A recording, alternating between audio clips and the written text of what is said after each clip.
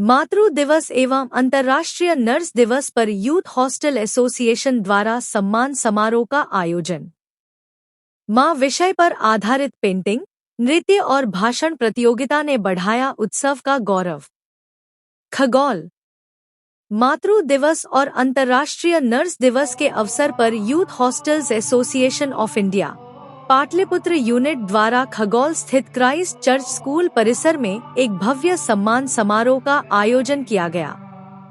कार्यक्रम का उद्घाटन बिहार विधान परिषद की सदस्य एवं एसोसिएशन की संरक्षक श्रीमती अनामिका सिंह पटेल, प्रसिद्ध चिकित्सक doctor Sushil Kumar Singh, Indira IVF fertility के बिहार एवं झारखंड प्रमुख डॉक्टर दयानिधि, डॉक्टर सुनीता कुमारी, डॉक्टर शिप्रा भारती, विवांतेज अस्पताल के MD डॉक्टर अनिल राय, पूर्व मध्य रेल सुपर स्पेशलिस्ट अस्पताल के डॉक्टर रवि प्रकाश, डॉक्टर बिम्मी, सुप्रसिद्ध दंत चिकित्सक डॉक्टर संजेश कुमार गुंजन, श्री संजय कुमार, कवि राजमणि मिश्र एवं श्री विनोद प्रसाद ने संयुक्त रूप से किया और विशिष्ट व्यक्तियों को सम्मानित भी किया। मातृ दिवस पर सम्मानित महिलाएं: मुदिता सहाय, सागरिका रॉय, ममता कुमारी सिंह, सोनिया गुप्ता, नम्रता सिंह, गायत्री देवी और एकता कुमारी को उनके पारिवारिक जीवन में दिए गए योगदान और बच्चों को अनुशासन, देशभक्ति एवं संस्कार देने हेतु सम्मानित किया गया। नर्स दिवस पर सम्मानित नर्सें: Indira IVF fertility centre, Patna की अर्चना कुमारी, सोनी, वंदना कुमारी तथा पूर्व मध्य रेलवे दानापुर मंडल अस्पताल की पुष्पलता, पूर्णिमा कुमारी, किरण सिन्हा और परवीन सुल्ताना को उनकी सेवा भावना और उत्कृष्ट योगदान के लिए सम्मान प्रदान किया गया। अपने संबोधन में श्रीमती अनामिका सिंह पटेल ने कहा कि ऐसी माताओं को सम्मानित करना गर्व की बात है जो न केवल अपने परिवार को संवारती हैं, बल्कि अपने बच्चों को एक आदर्श नागरिक बनाने में महत्वपूर्ण भूमिका निभाती हैं। उन्होंने नर्सों की सेवा की सराहना करते हुए कहा कि नर्सों की रोगियों के प्रति सेवा भावना चिकित्सकों से कहीं बढ़कर होती है। प्रतियोगिताएं भी बनी आकर्षण का केंद्र। इस अवसर पर क्राइस्ट चर्च स्कूल एवं बालिका मध्य विद्यालय के छात्रों के बीच मां के ममत्व पर आधारित भाषण, नृत्य एवं पेंटिंग प्रतियोगिताओं का आयोजन किया गया, जिसमें बच्चों ने बढ़चढ़कर भाग लिया। कार्यक्रम में यूथ हॉस्टल्स एसोसिएशन की पाटलिपुत्र यूनिट एवं राज्य शाखा के कई पदाधिकारी उपस्थित रहे, जिनमें प्रदेश उपाध्यक्ष सुधीर मधुकर, यूनिट उपाध्यक्ष डॉक्टर पवन अग्रवाल, सचिव डॉक्टर नम्रता आनंद, संयोजक मोहन पासवान, संजीव कुमार जवाहर, अनिता कुमारी, अशोक कुमार, प्रज्वल अग्रवाल, विकास कुमार, सुरेश प्रसाद, मनीष कुमार, ऋषिकेश नाथ, मनोज गुप्ता, फिनिश अकेला, धर्मेंद्र सिंह, राकेश मेहता, जयपाल सिंह, वर्षा कुमारी और मनोज केशरी प्रमुख रूप से शामिल थे। ये जो दुनिया है, ये मन है कांटों का, तू फुलवारी है। World Health Organization highlights the vital role that nurses play in global health. WHO celebrates this occasion by launching themes that spotlight their contribution and challenges. Today, Youth Hostel Association of India welcomes you all to the felicitation ceremony on the occasion of Mother's Day and Nurses Day. We came together to celebrate not just one but two pillars of compassion. आज हम दो ऐसे महान व्यक्तित्व को सम्मानित करने एकत्रित हुए हैं जिसके बिना जीवन की कल्पना अधूरी है। हम उनके त्याग और कोई कोरोना का पेशेंट मर जाता था, उसका परिवार छोड़ के चला जाता, लेकिन उस कंडीशन में हम लोग नहीं छोड़ते थे। हम लोग उसको अच्छे से देखभाल करते थे, उसको इंस्पेक्टिंग करके नगर निगम को उसको दे करके और ये अच्छे से डिस्पोज करते थे। और हम लोग कभी अपने काम से आगे नहीं पीछे, हमेशा ही हम लोग लगे रहे काम में, और जिसके कारण हम लोग सभी स्टाफ को 2 बार 4 बार हम लोगों को कोरोना से पीड़ित हुए, जूझते हुए भी फिर ठीक होते थे, फिर करते थे। हम लोग दिन रात एक करके काम किए। रात में 3 बार 4 बार ऑक्सीजन मंगवाते थे। ऑक्सीजन की इतनी कमी थी, ऑक्सीजन के लिए 3-4 बार हम लोग फ़ोन करते थे। यहाँ तक कि जब ऑक्सीजन नहीं आता था तो रात में ADRM सर को भी फ़ोन करते थे, सर हम लोग को ऑक्सीजन की कमी हो रही है। फिर सर हम लोगों को ये सहायता करते थे, ऑक्सीजन आती थी, पेशेंट को हम लोग देते थे। और रात में हम लोग बहुत ही निष्ठा से, निस्वार्थ भावना से हम लोगों ने ये किया, सेवा की।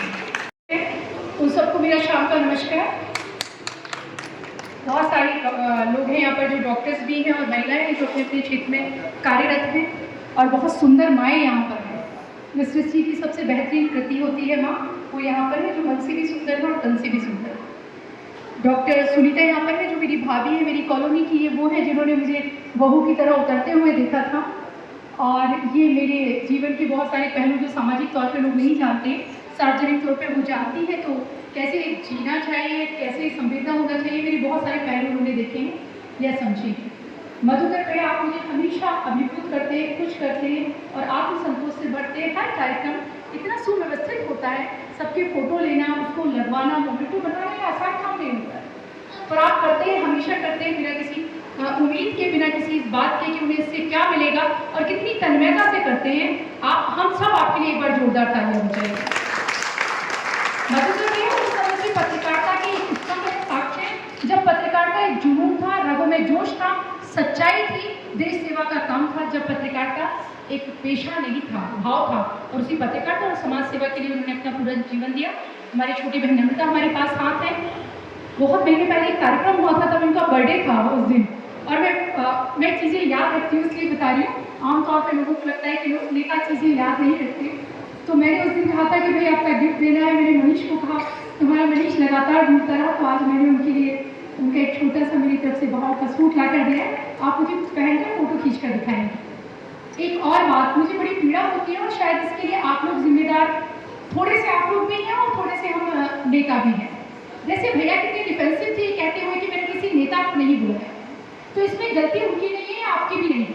नेताओं ने जो अपनी छवि बनाई, नेताओं की जिस तरह से असंवेदनशीलता रही, और नेता होना इस बात का पर्याय हो गया जिसमें संवेदनशीलता नहीं होगी, जिसमें जिम्मेदारी नहीं होगी, जिसमें दायित्व नहीं होगा, जिसमें कमिटमेंट नहीं होगा, जिसके पास बहुत कम शिक्षा होगी। जब ऐसा पर्याय होने लगे तो आप लोगों का नेताओं से दूरी बनाना बहुत जायज लगता है, मुझे बुरा नहीं लगता। पर चूंकि सारे लोग, मैं माँ भी उस तरह से अपने बारे में बता रहे थे, तो मैं अपने बारे में बताना चाहूँगी। मैंने JNU से अपना MA में सोशियोलॉजी वहाँ पर थी। उसके बाद मैंने UPSC का 2 बार इंटरव्यू दिया। मैं UPSC पढ़ाती रही हूँ। मैंने मैरीलैंड यूनिवर्सिटी से अपना PhD किया, और इसके अलावा मैं DD न्यूज़ में 2.5-3 साल, करीब पौने 3 साल में सीनियर रिपोर्टर वहाँ पर रही हूँ। और इसके बाद मैं उपाध्यक्ष बनी महिला मोर्चे की, और अध्यक्ष बनी, युवा मोर्चे की उपाध्यक्ष थी, महिला मोर्चे की अध्यक्ष थी। फिर मैं MLC हूँ, और हमारे परिवार के लोग 2 हॉस्पिटलों का संचालन करते हैं, IT इमरजेंसी हॉस्पिटल और केशव हॉस्पिटल। तो सबसे पहले कुछ शब्द में जो नर्सेज हैं उनके लिए कहना चाहूँगी, हमारी जो यहाँ बैठे हुए हैं। यकीन मानिए, एक नर्स के ऊपर 100 डॉक्टर कुर्बान किए जा सकते हैं, जबकि मेरे घर में खुद 13-14 लोग डॉक्टर हैं, भाभी इस बात को जानती है। फिर भी मैं कह रही हूँ, एक नर्सिंग स्टाफ के ऊपर 100 डॉक्टर कुर्बान किए जा सकते हैं। कि जो डॉक्टर तो आता है, राउंड लेता है, पीछे 10 स्टाफ है, वो अपनी चीज़ें बताता है और चले जाता है। 24 घंटे जो परिवार के सदस्य की तरह किसी की केयर करती हैं, और सुनिए, परिवार का सदस्य तो झुंझला भी सकता है। हम देखते हैं परिवार के लोग छोड़ के चले जाते हैं लावारिसों की तरह, जिनके पास धन की कमी नहीं है, वो भी छोड़ के चले जाते हैं भगवान भरोसे, इन लोगों के भरोसे। और उनका पेशेंट की झुंझलाहट सुनती है, उनके अटेंडेंट की झुंझलाहट सुनती है, क्योंकि अटेंडेंट जो होते हैं वो सीन क्रिएट करना होता है, वो खुद समय नहीं दे रहे होते हैं अपने पेशेंट को। तो वो क्या करें, तो वो नर्स पे चिल्ला के, नर्स की गलती, फिर वो बताती है जो मालिक होता है अस्पताल का, उसकी भी डांट सुनती है, और फिर भी सतत रूप से किसी के लिए खड़ी रहती है। मैं चाहती हूँ सब लोग एक बार उनके लिए तालियां बजाएं।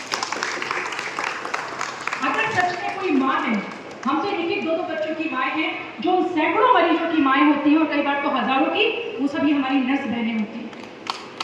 यहाँ पर उपस्थित नहीं है, पर मेरे वीडियो में देखिए कि हमारी सीनियर नर्स है प्रभा। मैं, अगर मुझे कोई कहे कि सारी दुनिया एक तरफ और प्रभा एक तरफ, तो मैं कहूँगी कि हाँ, प्रभा एक तरफ। जब मेरी मम्मी दिल्ली में एडमिट थी, मेरी अपनी माँ, जो पिछले साल 1 ही महीने में मेरे माता पिता रहे नहीं, मेरी माँ जब एडमिट थी वो मैं थक जाती थी उनके पास रहते रहते, और मुझे कुछ करना होता था। प्रभा मुझसे भी ज़्यादा मेरी मम्मी की केयर करती थी। मैं इतनी उनकी ऋणी हूँ कि मैं जीवन में कभी उनका ऋण नहीं चुका सकती। तो जो लोग डॉक्टर नहीं है, मैं उनसे कहना चाहती हूँ, अस्पतालों में अपने लोगों का इलाज कराने जाती हैं, तो जो आप इलाज करा के वापस लेकर अपने पेशेंट को आए, तो आप डॉक्टर को अगर एक बार थैंक्स कहें तो 10 बार नर्स को थैंक्स कह के आना, और जीवन में कभी उनके घर जाके एक गुलाब का फूल दे देना 10 रुपये का, तो फिर वो प्रेरित होंगी अपनी रातों की नींद आप पे कुर्बान करने के लिए, अपने बच्चों के सपने कुर्बान करने के लिए। ऐसी होती है नर्सिंग स्टाफ। और एक घर में भी सुनना पड़ता है कि क्या 24 घंटे तुम्हें अस्पताल की पड़ी रहती है, उन्हें यहाँ भी सुनना पड़ता है। इसके बाद माँ होने की बात पर आते हैं। माँ होना एक अनुभूति है। बच्चे को, हम स्त्री हैं, हम बच्चे को जन्म देते हैं, वो एक जैविक प्रक्रिया है। माँ होना एक अनुभूति है, और जब हम माँ होते हैं तो हम सबके लिए बहुत संवेदनशील होते हैं, बहुत जिम्मेदार होते हैं और भाव से भरे होते हैं। क्योंकि महात्मा गांधी कहते थे, इस संसार को, इस समाज को, इस राष्ट्र को हृदय में जिनकी ममता हो ऐसी स्त्रियाँ, ऐसे पुरुष चाहिए जिनके हृदय में पुरुषों जैसे भाव में ऐसी स्त्रियाँ नहीं चाहिए। तो हम बहुत अच्छी माएँ होते हैं, और उससे भी ऊपर बढ़ के जब हमें सोचना, हम अपने बच्चों को सफल कर लेते हैं। और माँ होना सिर्फ जैविक, हमने जिन्हें जन्म दिया उनका माँ होना नहीं होता है।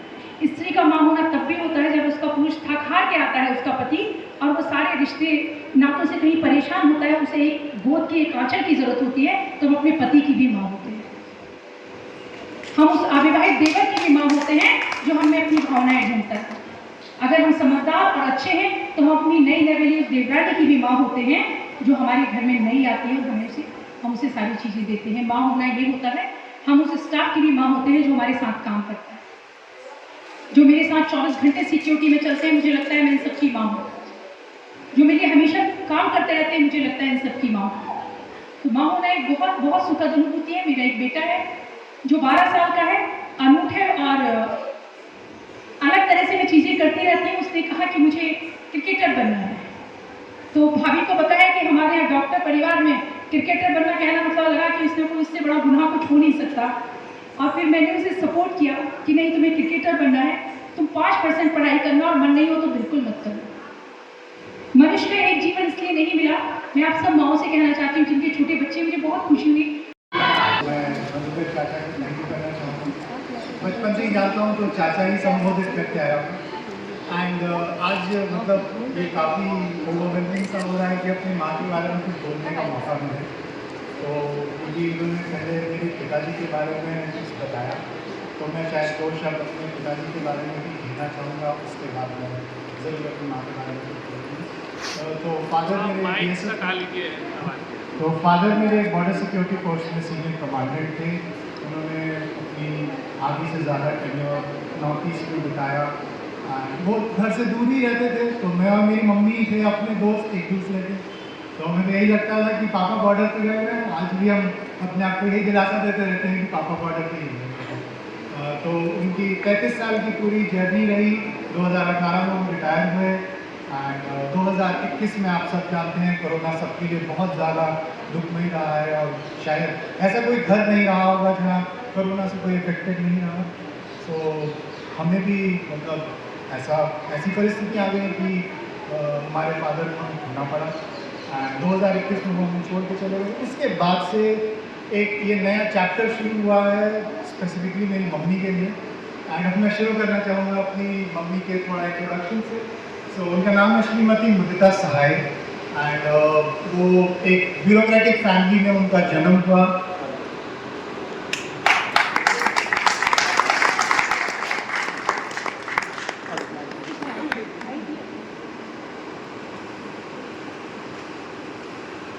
तो एक ब्यूरोक्रेटिक फैमिली में उनका जन्म हुआ। मेरे नाना इंडियन रेलवे ट्रैफिक सर्विसेज में थे। एंड ये सबसे बड़ा कोइंसिडेंस कह लीजिए या कुछ भी कह लीजिए, मेरी मम्मी का जन्म इसी रेलवे हॉस्पिटल में ही हुआ है, क्योंकि मेरे नाना की पहली पोस्टिंग यहीं पे थी। तो जन्मभूमि भी यही है, कर्मभूमि भी यही है। 1991 में इनकी शादी मेरे पिताजी से हुई, श्री राजेश कुमार सहाय। 2004 में जब उनकी पोस्टिंग नॉर्थ ईस्ट एरिया में हो गई, नागालैंड में उनकी पोस्टिंग हुई थी, क्योंकि वो फैमिली स्टेशन नहीं था, तो ये निर्णय लिया गया कि हम खगौल रहना शुरू करेंगे।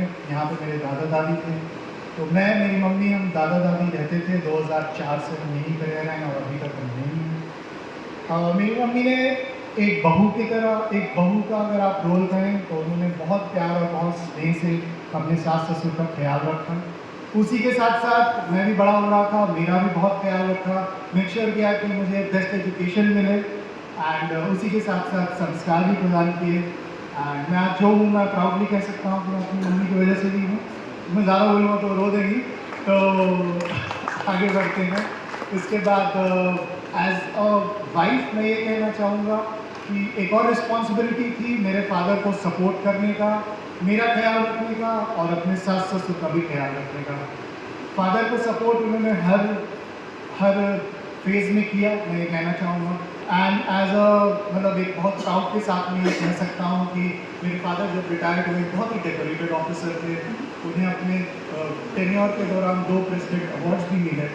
तो ना कि ये ऑफिसर की उपलब्धि होती है, मैं तो ये समझता हूँ कि ये शायद एक पत्नी की उपलब्धि होती है कि वो हर मोड़ पर उनके साथ खड़ी रही, उनका साथ दिया। एंड मुझे भी पढ़ाया लिखाया, मैंने मुंबई के रेप्यूटेड कॉलेज से MBA किया एंड मैं एक कॉर्पोरेट फॉर्म में काम कर रहा हूँ। सो वी एंड 2011 के बाद जैसे मैंने 2021 के बाद जैसे मैंने मेंशन किया, हमारी लाइफ बिल्कुल बदल गई। एक नया चैप्टर शुरू हुआ। She started her journey as a single mother and मैं कहना चाहूँगा तब से लेकर आज तक शायद ऐसा कोई दिन नहीं रहा कि हमने उन्हें याद नहीं किया, बट फिर भी शायद वो कहते हैं कि departed soul gives you that much needed strength. उसी पे है कि आज हम दोनों यहाँ खड़े हुए हैं, बहुत मुश्किल से आज ये आए हैं, तो we should be proud of it and thank you so much.